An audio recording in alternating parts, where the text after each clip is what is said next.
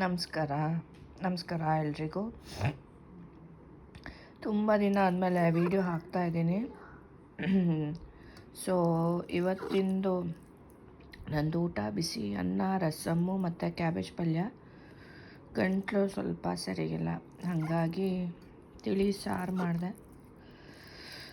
ಸೂಪರಾಗಿರುತ್ತೆ ಬಿಸಿ ಬಿಸಿ ತಿನ್ನೋಕ್ಕೆ. ನೋಡಿ.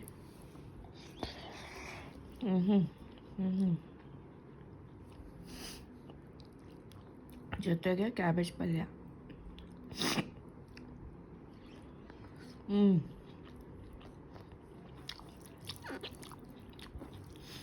ಇದು ಆ್ಯಕ್ಚುಲಿ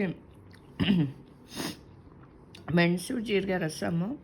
ನಮ್ಮಲ್ಲಿ ನಾವು ಟೊಮೆಟೊ ಹಿಂಗೆ ಹಾಕೋದು ಸಾರ್ಯ, ಹಿಂಗೆ ಕಿಚ್ಕೊಂಡು ಹಿಂಗೆ ಜೊತೆಗೆ ತಿನ್ನೋಕ್ಕೆ ಬಿಸಿ ಇದೆ.